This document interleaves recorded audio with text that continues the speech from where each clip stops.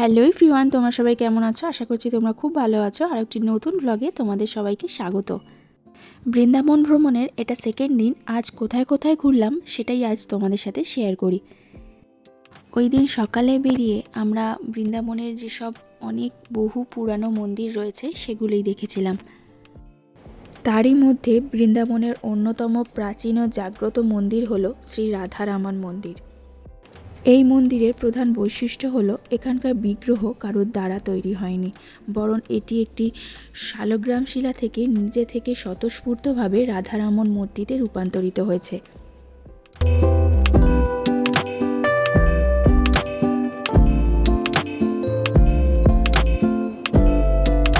এরপর ভালোভাবে রাধারামনজিকে দর্শন করে আমরা আস্তে আস্তে বাইরের দিকে বেরিয়ে এলাম।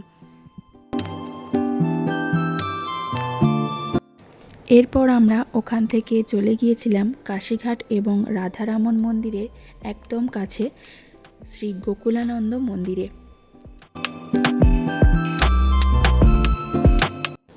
ওখানে গিয়ে শ্রীকৃষ্ণ ও রাধারানীর সুন্দর বিগ্রহ দর্শন করলাম। বৃন্দাবনের অন্যতম প্রাচীন মন্দির এটি। শান্ত পরিবেশের মধ্যে বেশ ভালো লাগছিল।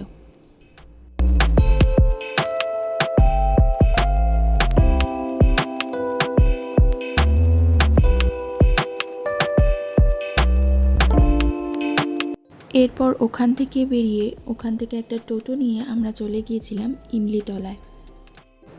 বৃন্দাবনের যমুনা নদীর তীরে ইমলিতলা একটি অত্যন্ত পবিত্র স্থান, যেখানে ভগবান শ্রীকৃষ্ণ রাধারানীর বিরহে তেঁতুল গাছের নিচে বসে রাধা নাম জপ করছিলেন এবং শ্রী চৈতন্য মহাপ্রভু গৌর বর্ণ ধারণ করেছিলেন।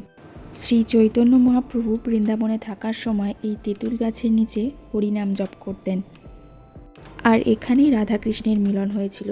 তেঁতুল গাছটি প্রায় 5000 বছরের বেশি পুরানো বলে মনে করা হয়। আমি যতটুকু জানি ততটুকুই তোমাদের সাথে শেয়ার করলাম। এরপর আমরা চলে গিয়েছিলাম বৃন্দাবনের প্রাচীনতম মন্দিরগুলোর মধ্যে একটি অন্যতম মন্দির শ্রী রাধা মদন মোহন মন্দির। এই মন্দিরের সাথে জড়িয়ে আছে বৈষ্ণব ভক্তি, অলৌকিক ঘটনা, মুঘল আক্রমণ থেকে দেবতাকে রক্ষা করার একটা বিশাল বড় ইতিহাস। মদন মোহনজিকে দর্শন করে আমরা ওখান থেকে বেরিয়ে চলে এসেছিলাম। এরপর আমরা আশ্রমে একটু রেস্ট নিয়ে আমরা বিকেলে এই সন্ধ্যের দিক করে বেরিয়ে পড়েছিলাম রঙ্গনাথ মন্দির দর্শনের জন্য। এই মন্দিরটি দক্ষিণ ভারতীয় স্থাপত্যের একটি চমৎকার নিদর্শন। একটি বিশাল প্রবেশদ্বারের মধ্যে দিয়ে আমরা ভিতরে প্রবেশ করলাম। বৃন্দাবনের একমাত্র মন্দির যা পুরোপুরি দক্ষিণ ভারতীয় শৈলীতে তৈরি। এখানে ভগবান বিষ্ণু, যিনি রঙ্গনাথজি নামে পরিচিত, অনন্ত নাগের উপর শায়িত অবস্থায় পূজিত হন। এছাড়াও এখানে দেবী লক্ষ্মী, রাম, সীতার মূর্তিও রয়েছে। মন্দিরের প্রাঙ্গণে একটি বিখ্যাত সোনার তালগাছ রয়েছে, যা দর্শনার্থীদের অন্যতম প্রধান আকর্ষণ। এখানে হোলি দোলযাত্রার পরই ব্রহ্মোৎসব রথযাত্রা পালন করা হয়।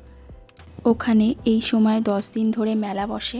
আমরা কিন্তু হোলির পরপরই গিয়েছিলাম। এখানে সেই উৎসবটাই পালন করা হচ্ছে কিনা আমি কিন্তু ঠিক বলতে পারবো না, কিন্তু আমরা যখন ভিতরের দিকে প্রবেশ করেছিলাম চারপাশে কিন্তু মেলা বসেছিল। তোমরা যদি কেউ জেনে থাকো তাহলে অবশ্যই কিন্তু কমেন্ট করে জানিও এই উৎসবটাকে কি ব্রহ্মোৎসব বলা হয়। এখানকার পুজোর রীতি নিয়ম সব কিছুটাই সাউথ ইন্ডিয়ান মতে করা হয়। এরপর ওখানে দাঁড়িয়ে দৃশ্যটাকে বেশ কিছুক্ষণ উপভোগ করলাম।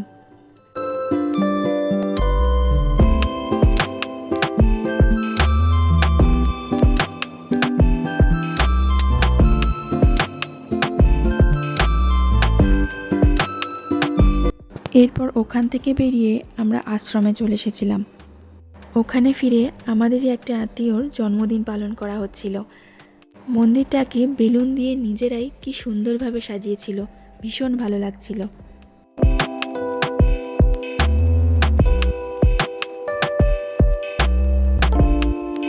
এরপর সবাই মিলে কেক কাটিং করা হলো। আমরা আজকের রাতের খাবারটা ওখান থেকেই করে নিয়েছিলাম, যেটার ভিডিও আমার করা হয়নি। বৃন্দাবনে আমরা 2 দিন ছিলাম, এটাই লাস্ট দিন। কাল আমরা বেরিয়ে যাব আগ্রার উদ্দেশ্যে। আজকের ভিডিওটা এটুকুই থাকলো। তোমাদের কেমন লাগলো অবশ্যই কমেন্ট করে জানিও। আর আমার ভিডিও যদি ভালো লেগে থাকে তাহলে প্লিজ চ্যানেলটা সাবস্ক্রাইব করতে ভুলো না কিন্তু। দেখা হচ্ছে নেক্সট ব্লগে।